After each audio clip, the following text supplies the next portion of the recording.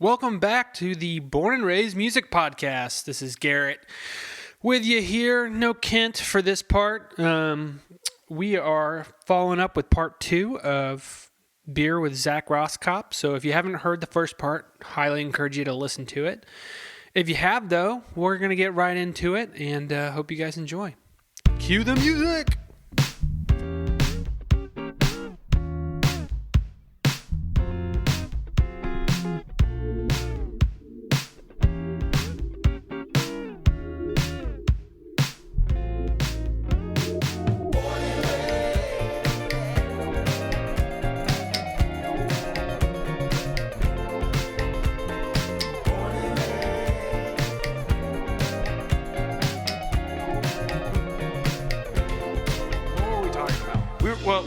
We could also pretend like this is a new episode. New episode. Everyone, welcome to the new episode. We'll do it both ways, so it sounds like we're joking, but maybe we're not, and we'll just see where it ends up. See where it ends up. By the way, guys, we edit the shit out of this. Well, and I don't know if it's okay to say this, but full disclaimer, we're also office mates, so it's not like we went to great lengths to make this. Yeah, that's true. To record this. I mean, I went from my desk to your desk to make this possible. Yeah, you rolled here. This episode is brought to you by Zach's office chair.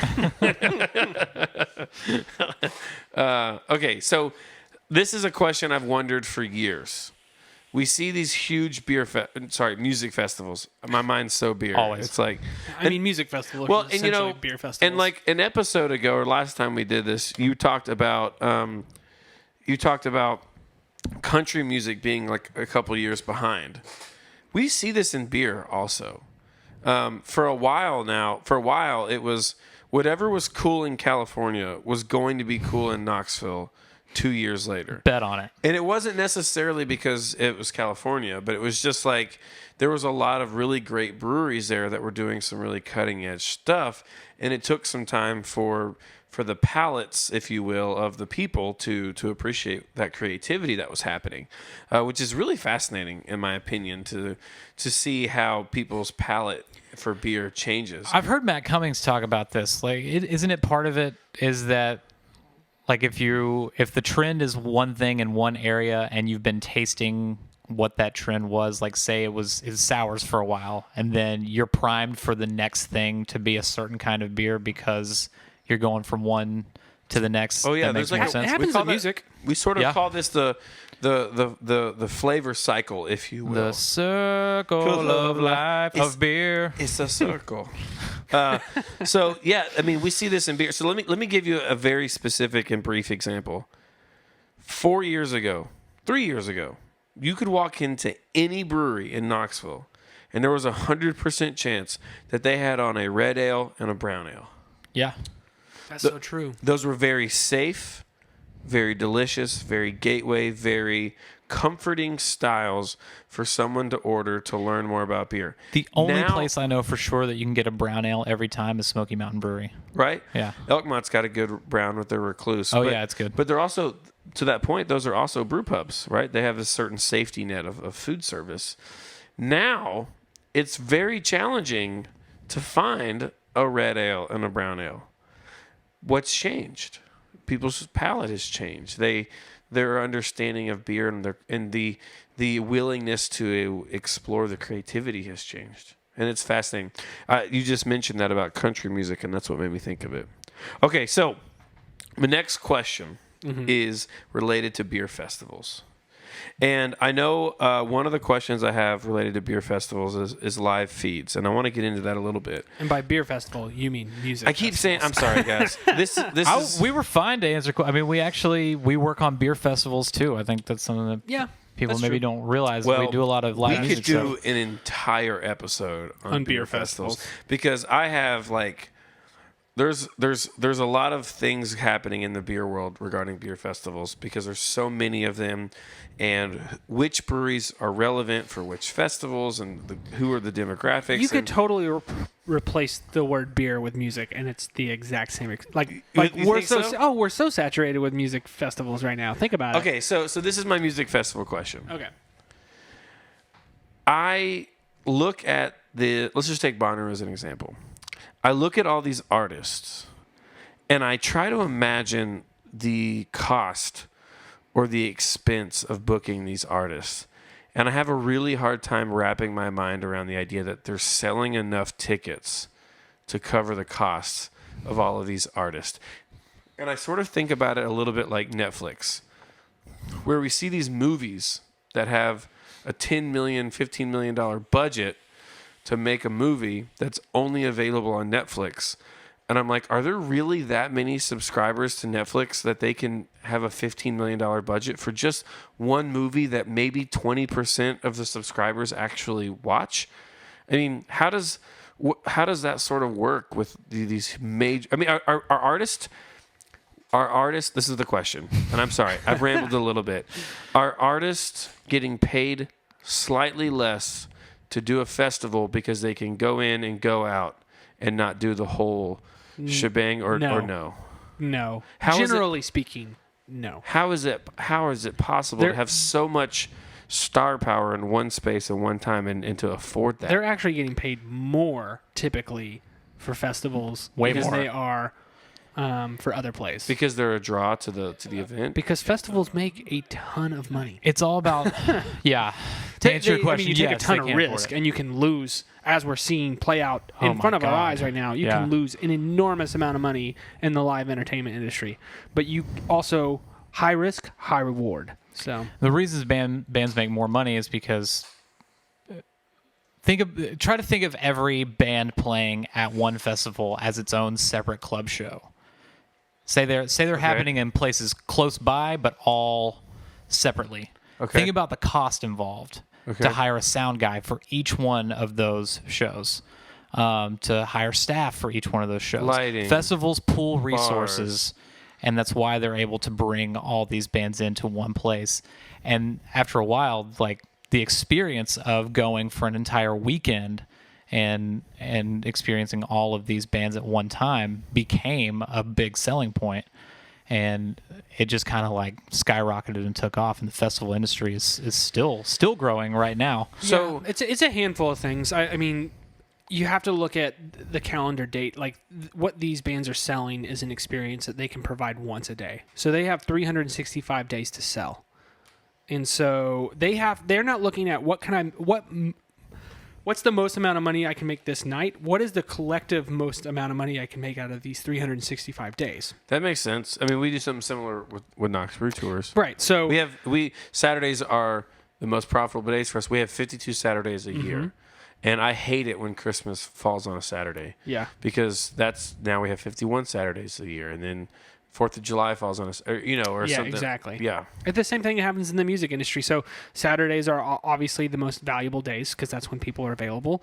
And if you're stringing together a bunch of dates, the things that come with these offers to play festivals is usually a radius clause. You can't play 200 miles, 500 miles. These radius clauses are getting bigger and bigger.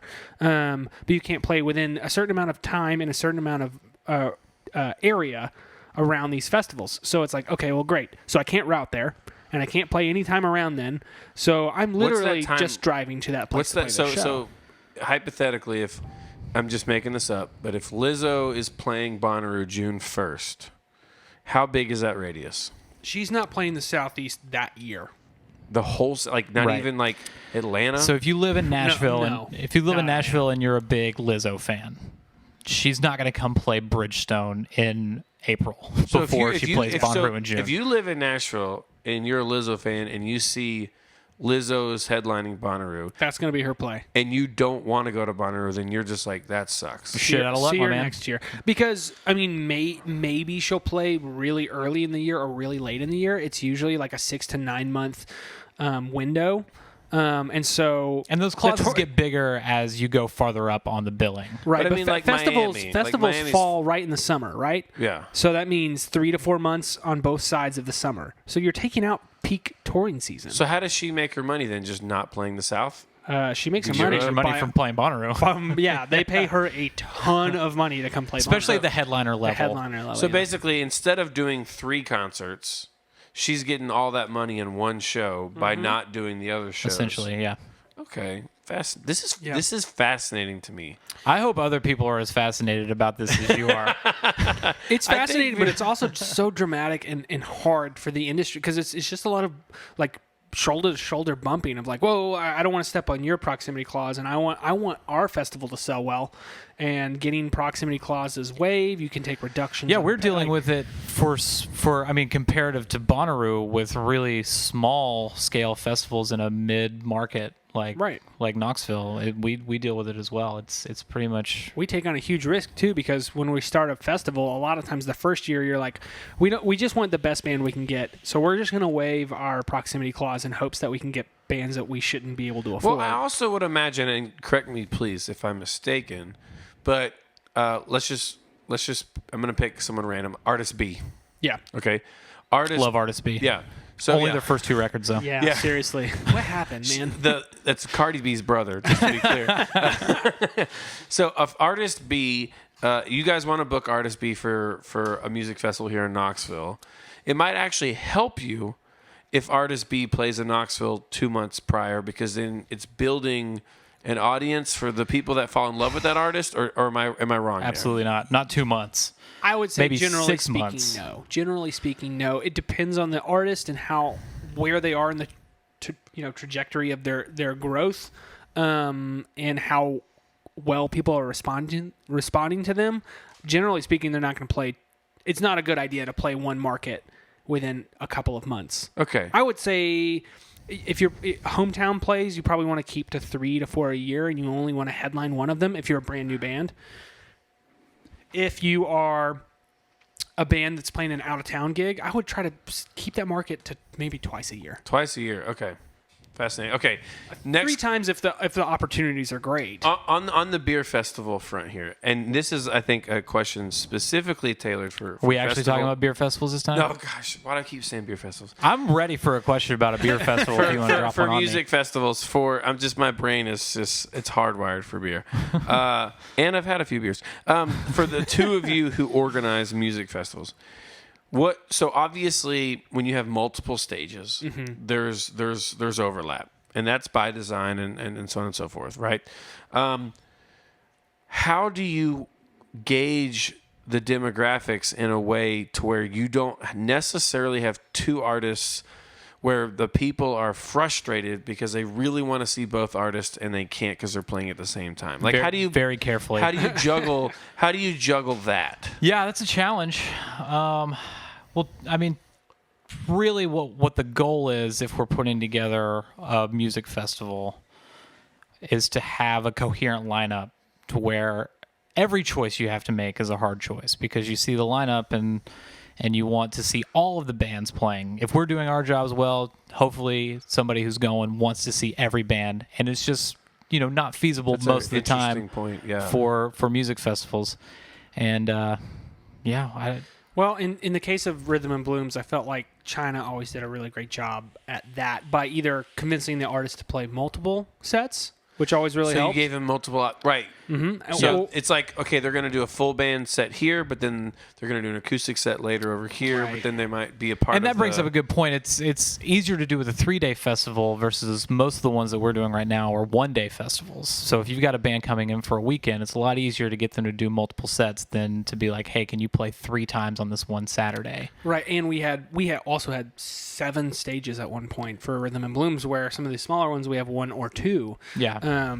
Rhythm and Blooms, though, also is like you have to manage when they're coming in, when they're leaving, what their availability is. So it's like, well, I really don't want to put you beside this band, but we have no other choice because you both are coming in at 3 and leaving by 7. So, like, what other choice do we have but to put you on at 5? Are bands making certain demands in that regard as well? Like, are you also having to work within the hopes and desires of the band? Like, if a band's like, we only want to play between this period of time. Sure. Or Yeah. this.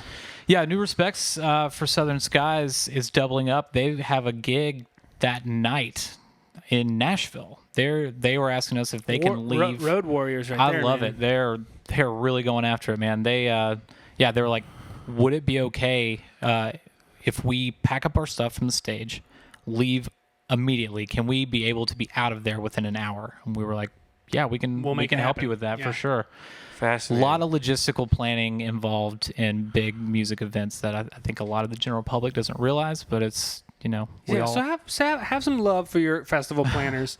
Oh, for sure. We don't want to have conflicting schedules. It's not like we're like, oh man, you know what we really want to do? That'll show them. Yeah. We'll put We'll put. I mean, I can only imagine it's tough. There's so many moving parts and Well, so many people. and a lot of the larger festivals now have apps, and they have different things that are tracking when you're adding to your schedule, so they can actually see in advance, like, oh, a lot of people like this, and they want to add it to their schedule. Maybe we shouldn't put these two really big shows beside each other. Yeah, Bonnaroo does a really good job of that. Their app lets you plan out basically your whole weekend if you feel like you want to before you even get there. And so not trying to sound like too like but like Bonnaroo is making you think that you're planning out your weekend, but what you're really doing is giving them data to we want to optimize the experience. Yeah, the organizers want to put on the best experience that they can for the festival goer, and if you don't trust me saying that, trust their self-interest, because they want people to have as good of a time as they can so that they'll come back next year.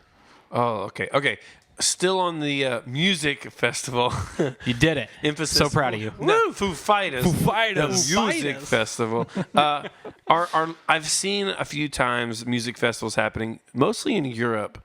And what'll happen is I'll get a pop-up, or it'll show up on my YouTube with live feeds of these music festivals. Are live feeds relevant? Are people using them? Is it on your radar, or like it's kind of a nuisance or a pain? Like, what are people using those? Is that kind of a thing or not a thing? Yes. And also, no. I love that answer. But I love this question because there's marketing implications. So it works. It really is a case-by-case basis on when it's a good time to introduce live streaming to a certain festival. For smaller ones like the ones we do, probably not the best idea. Because we go really hard after bringing in people that live here in the market in which we're promoting, and want to create sort of a real tactile, like in the moment, present experience. Yeah, but there are plenty of studies and hard data to show that it can be a really good marketing tool to introduce live streaming to your festival. It can actually increase ticket sales, which seems super counterintuitive, because you're giving people the option to experience the festival without going to it. Right.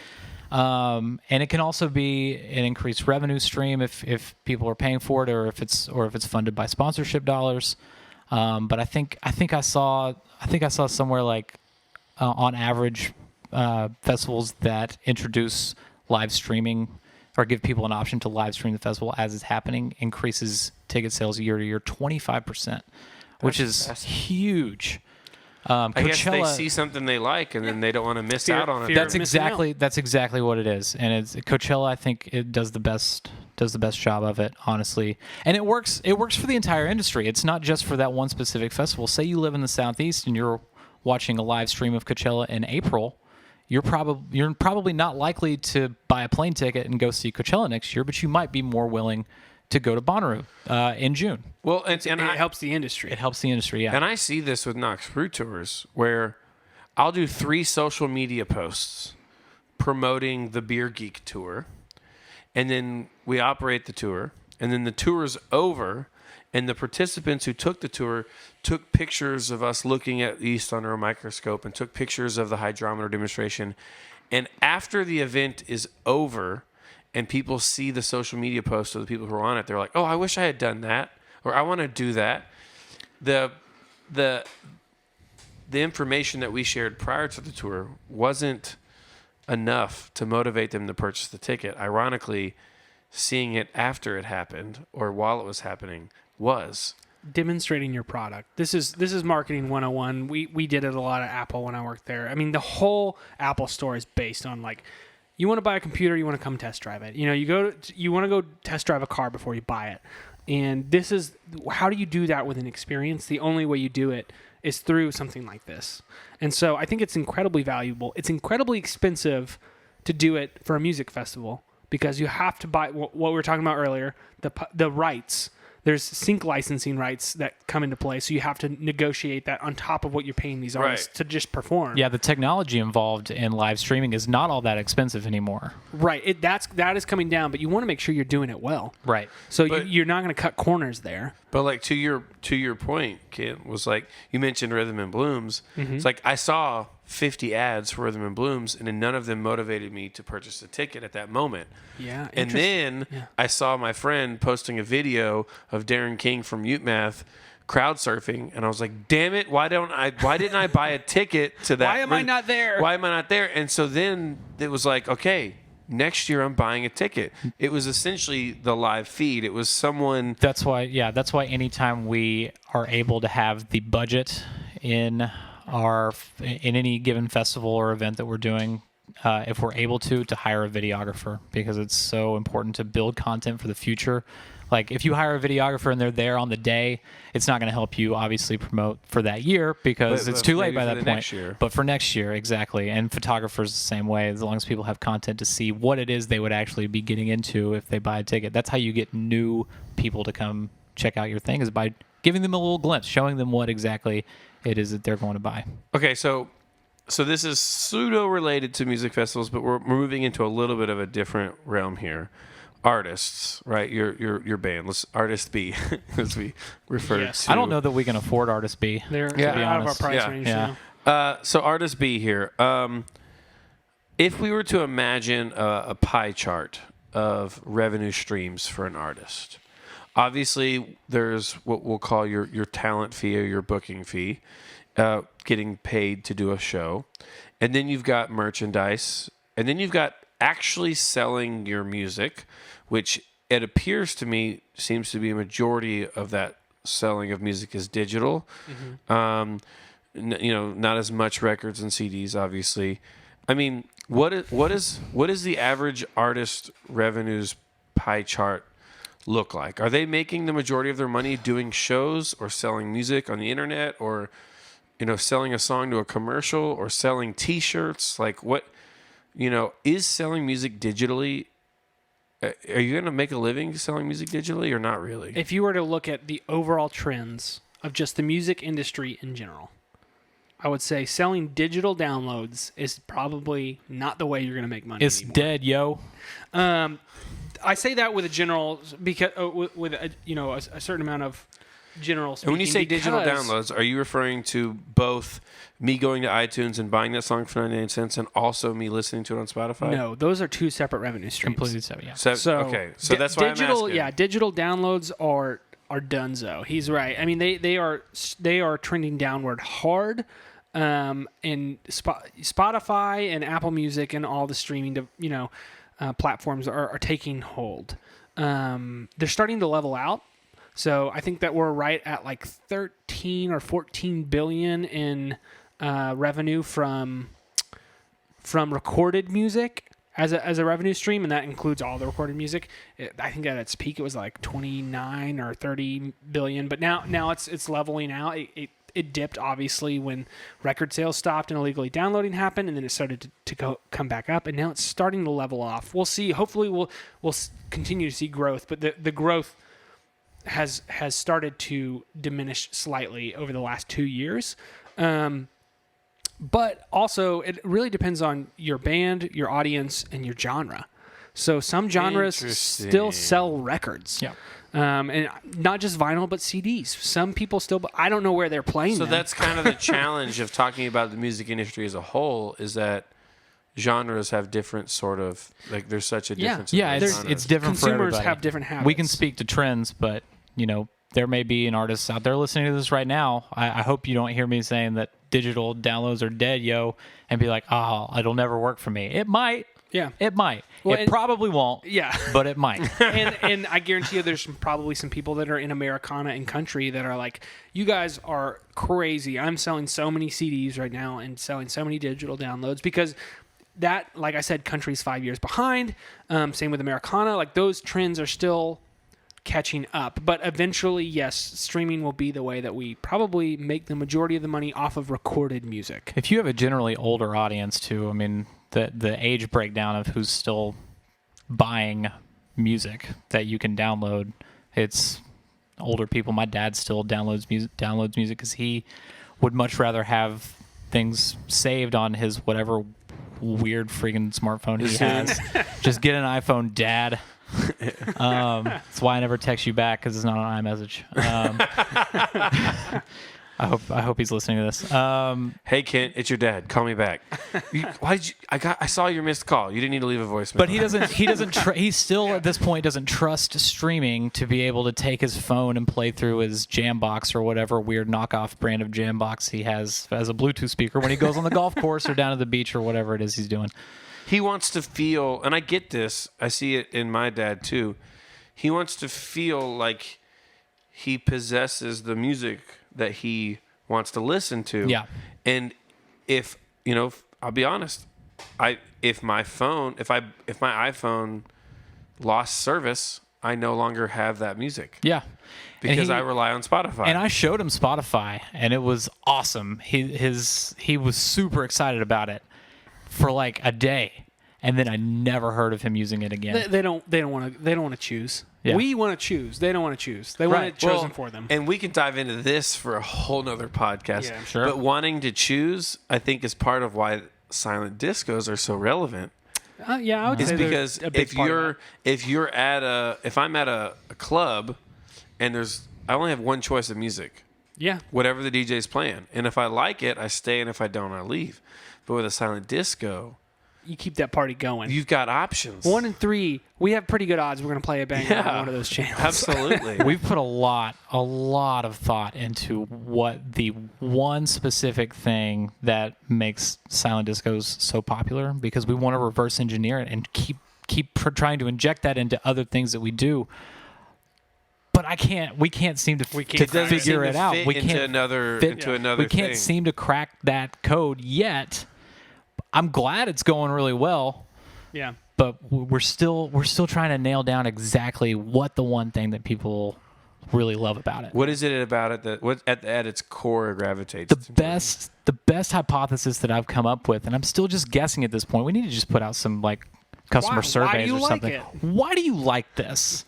I think it's because putting on the headphones is kind of, it's a comfort blanket. it is. That's kind of what I was going to say comfort blanket. I'm speaking for myself, but there's something about if I'm imagining myself going to like a local club and you walk in and you're hearing the music, but you're also hearing the chatter.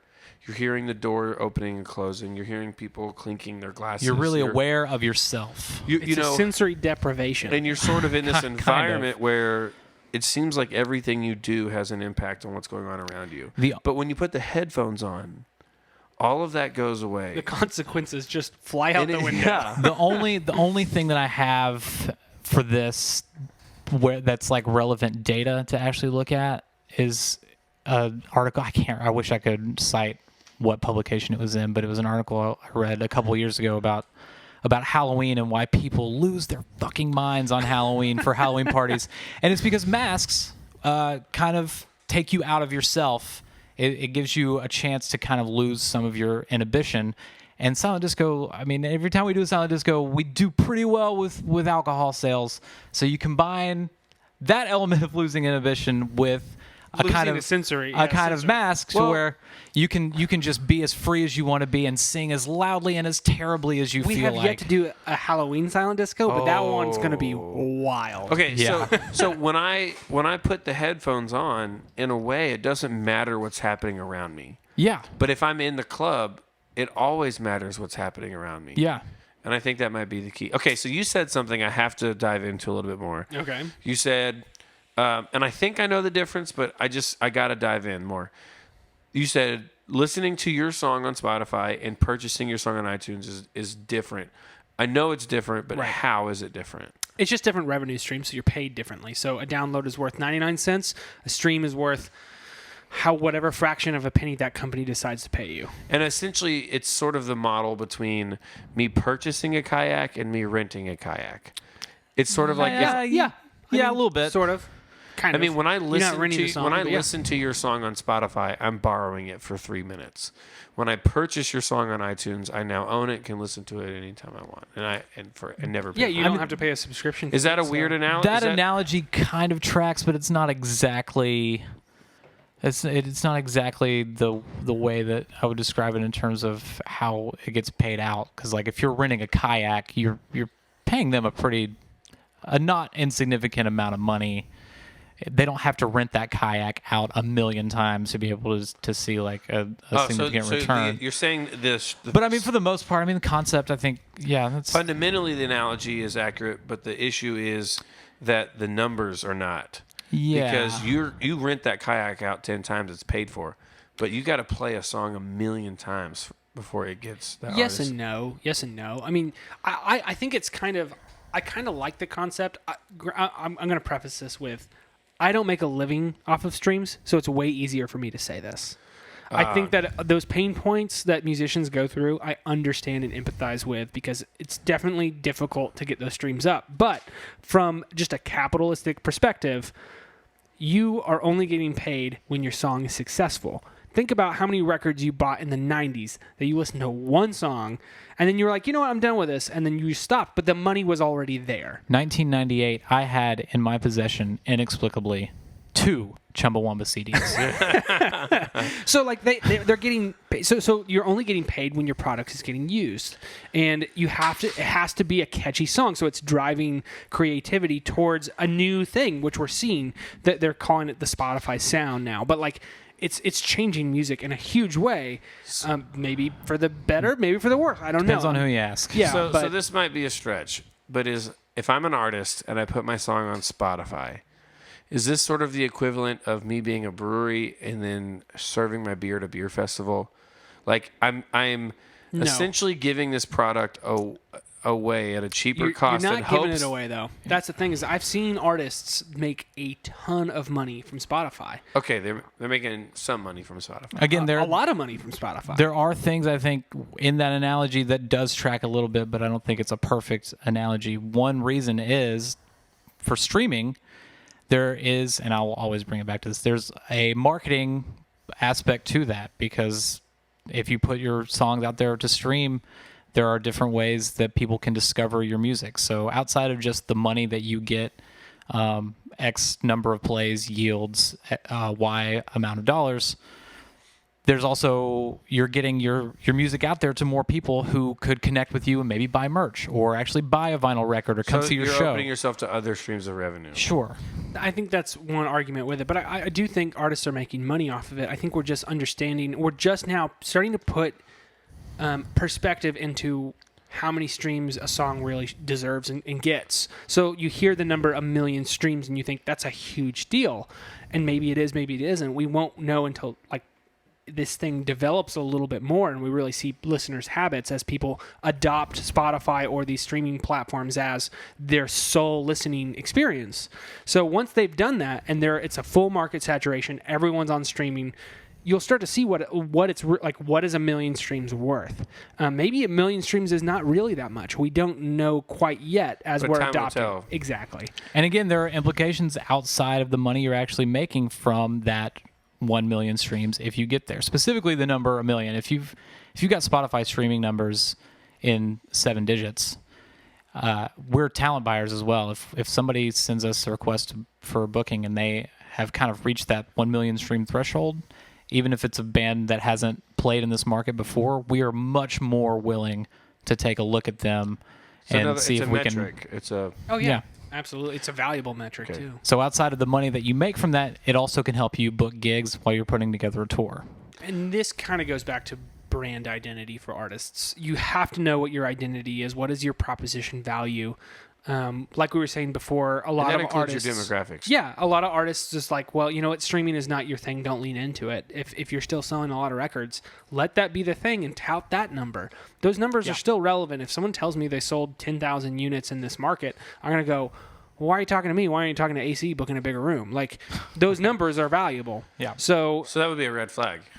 If they had super valuable numbers and they're reaching out to someone that you felt like was a smaller venue over someone? Oh yeah, I would just Sometimes, assume. yeah. I would assume they're lying. I to assume me. they're fake. Yeah. Oh, interesting. Because like, why would someone selling 10,000 records in this market alone be talking to me? I wouldn't understand. I'd be like, I don't get it. And especially if they sold 10,000 units in Knoxville and I hadn't heard about that band, I would be very, very concerned. But so in the beer world, we sometimes see people who would play, theoretically, this analogy that we're working with, would play a smaller audience because they don't care. But Sure. in the music business, do you ever see really talented people who are like, I don't care about the money, I don't care about the whatever. We don't see it personally as much as we would like to. Underplays are a thing, and they're becoming more popular. There's a reason why you do underplays, though. You're not doing an underplay. When I say underplay, I guess I should define that as this. Yeah, you're playing a room. my next question was going to be, what's an underplay? Yeah, playing a room that you can clearly sell out, that you could sell out 2 times over sometimes. There's reasons why. A perfect example, the Head and the Heart came and played the Bijou, and in my opinion, that's an underplay. They could have played the Tennessee Theater that holds twice as many people. They decided to play the Bijou, and they sold it out. One of the reasons they probably did that is because they were gearing up for a record cycle. So they were about to release a record. They want a lot of hype around it, so they want a lot of sold-out shows. They want to see sold out on every single tour date that's and it's coming up. pre-record, so they're not pushing that record yet. They want to push the record to the larger audience. Not Yeah, the so small. maybe they're rehearsing the record a little bit to smaller audiences. We saw it with Wilco when they came and played the Bijou. And if I go to a concert and I hear a song that I can't listen to on Spotify, that I can't purchase on iTunes, because the band specifically says, this is a song that's going to be on this record that's coming out in 3 months, then You're waiting on it. You're anticipating it. I'm invested in that album because I want to hear the recording of the song that they sneak peeked to me, if you will, Right. for lack of a better term, that I'm like, yeah, I want to check that out. Exactly. You're invested. Underplays are definitely a tool that people are using more and more to build hype and thinking long term. I love them when we can get them. Sometimes they just choose us because they like us. I mean, we've built really good relationship with the artists, and sometimes they go, listen, we know we should be playing a bigger room. There's not quite a bigger room for us to play in Knoxville, so we just want to do an underplay with you guys because we love you and we want to come back. Interesting. Okay, this is my last question, I promise. Okay. And this could be a 5-minute conversation, or this could be over in about 30 seconds. Zach, I think you know. We warned you beforehand that you're going to give us very simple questions with very long, complex answers. It's the whole reason why we turned this into a podcast to begin with. That's true. So cue up the 15-minute answer to this question. Technically a yes or no question, but we'll see how it goes. There's no such thing. So I, Garrett, and you know this, was what I call myself I was a semi-professional musician from 2008 to about 2011. And when I say semi-professional, what I mean is the band that I was in at that time was making enough money to pay my bills, but not enough to put savings in or to provide for a family or to really even legitimately call it a career. So Right. That counts as semi-professional? Sure. Yeah, sure. During that time period, every single manager, producer, anything you read on the internet about the business industry, 3 letters that you heard over and over and over and over were EPK, EPK, EPK, which means electronic press kit. It was like you had to build one, you had to use one, you had to push one out. Is that sort of thing? Is that still a thing? Is electronic press kits still Yes and no. relevant in the beer industry? In the beer industry, I'm not sure. Dang it, why do I keep saying Zach, man. so Get it together. in the I music actually industry? look forward to it because I like to call you out. and I love it. I'm a beer guy. Electronic press kit in the traditional sense is becoming less.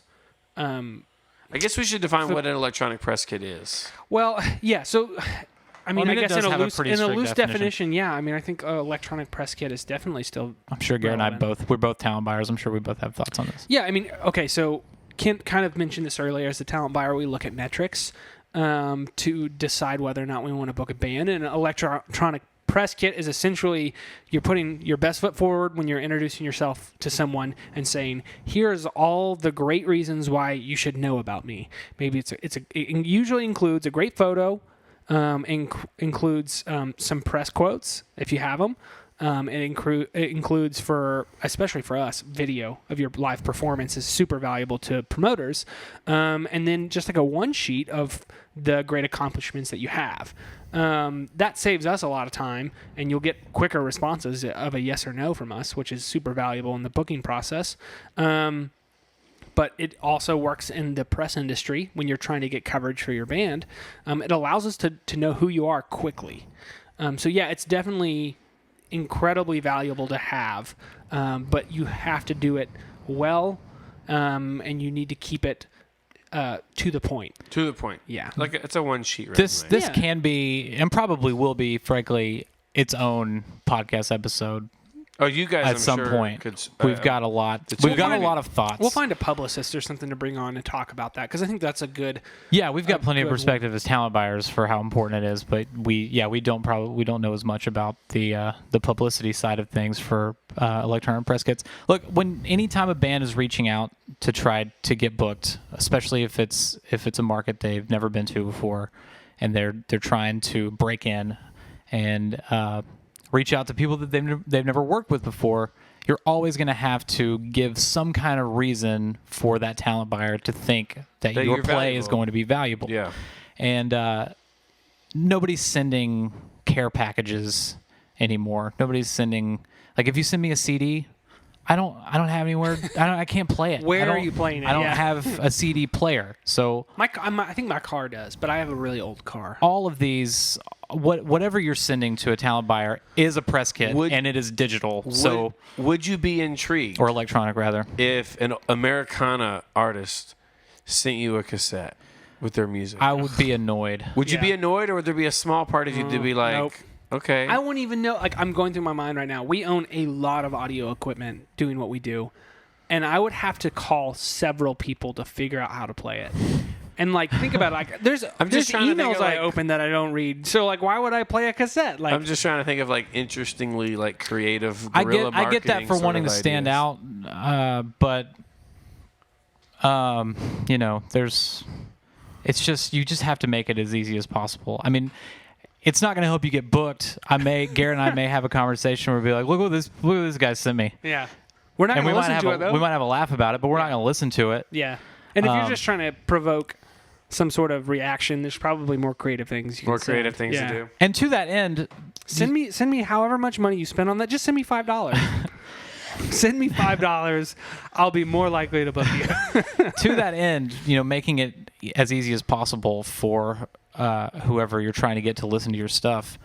This is a mistake that I see bands make way more often than I would think would happen. They like to send a file, like an MP3, or even worse, this happens sometimes, a video file that's just like, I'm not going to take the time to download that. I mean, we have to process hundreds of booking requests. Make it a streamable link. Space, yeah. Find a streaming site. If it's a video, go to YouTube. Maybe Vimeo if you think you're fancy. For your music, SoundCloud or Bandcamp, or even more simply, a link to your Spotify. And what was more valuable is the one sheet. If you can show us streaming numbers or press pull quotes, or if you've gotten placements like on television or a movie, that is honestly a big thing for me, because as a talent buyer and a promoter, all I'm looking for is like, if this is your first time playing here, can I market you? Is there something that's interesting about you that I can put in the copy of our ads and in our social media posts that will get people interested enough to check you out? So that's like the first time. The first time, but yes. It's the second time. Can I market you, and can you market yourself? Well, the second time we already have an idea of how many tickets they're worth because they've already done a show with us. It's fascinating. If you put on a really compelling performance to a very small amount of people, we might still book you again. But if you put on a bad show to very few people, that's probably it for you. You might want to go to another promoter, or you just need to practice and prove why. We should get better. Yeah. I'm sure this is a ridiculous idea, but imagine this. Can't wait for this. Somebody sends you a gift certificate, a gift card to Valvoline, and it says everyone has to change the oil in their car. While your oil is being changed in your car, listen to our CD. I actually don't hate that idea. I think that I would use it, and then I would go. I don't want to waste it. That's $35 though. That's a high. I know, But I would say you probably get a it's return. like while your car's oil's getting while we're changing the oil in your car, you can't do anything. Listen to our music. If someone did that to me, I would first of all, I would definitely use it. I would listen to their music, and I would either book them, or what I would do is I would send them thoughtful feedback and say, listen, you bought 30 minutes of my time, so here's my 30 minutes and my thoughts. And I would give them a reason why I wouldn't book them. Interesting. I would say to that, spend that money on marketing yourself and spend the On a time videographer, spend the on a- time that it was going to take to put together that kind of package to get better at playing music. And that's would going to agree be with that. ultimately way more valuable You can't Way better. see it than trying to obviously, do because this than is trying to do gimmicks to get somebody to notice you. Yeah. I don't love that idea. Because I don't want I to love it feel 'cause I I need don't to want to change- feel feel beholden. obligated to Yeah. go get an oil change. You can't see it because this is obviously an audio format, but Kent literally had his hand on his on his head for the last 2 minutes after I said that. I just, Yeah, I and I mean, would it's- feel a it's little not the bit best way guilty. to- I would feel a little bit guilty taking a gift from an independent band trying to make it and ultimately not book them, because we're still not going to make a bad business decision because somebody true. sent us a gift. Yeah, your best case scenario there, if you're a bad band, is us telling you that you're a bad band. Like, Dude, I mean, Yeah. crazy, we would take crazy. the time to do it, but you the best way for people to notice you is be worth noticing. You know, you mentioned it earlier, otherwise I wouldn't. But we're in the height of sort of the coronavirus thing right Let's now. get into it. Let's do it. Here's a crazy guerrilla marketing idea. Oh no, I already hate this. Purchase our album on iTunes, and we'll send you a 4-pack of toilet paper. I like And this. it has our band's logo. Listen, guys, on if you're looking for a band manager, branded toilet paper. Branded- Wipe if you need a your manager ass with or- our band.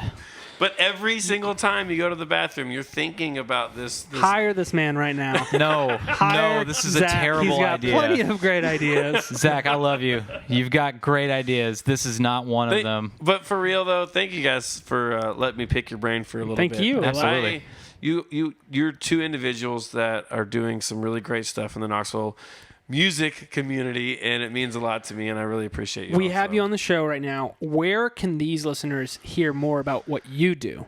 I mean, KnoxBrewTours.com, Okay. at Knox Brew Tours on all social, and we're Maybe- doing a little bit more podcasting in a little bit. Okay. So pretty soon, we currently have a radio show that's going to be turning into a blog and a YouTube channel and a podcast that's all going to be called Knox on Tap. So Knox on Tap, look for it soon. Check it out, guys. Hey, Yeah. the other thing, maybe we'll host some sort of weird born and raised Knox Brew Tours tour.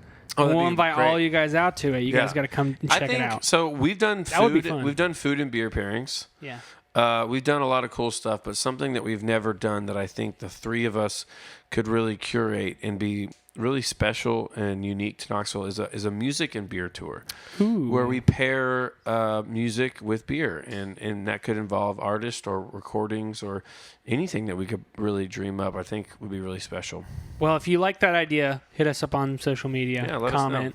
Remember when Let I us said know. you have a lot of good ideas? That's a good idea. That's a good idea. Branded toilet paper when people think about your band while you're taking a shit. Not the best idea. My thought is I come up with 100 ideas a minute, and I just need one of them to be good. Just one Just hit- complete hit stream of gold. consciousness. Fire hose. Yeah, thanks guys. right. I really Thank you, appreciate man. you. Thank you.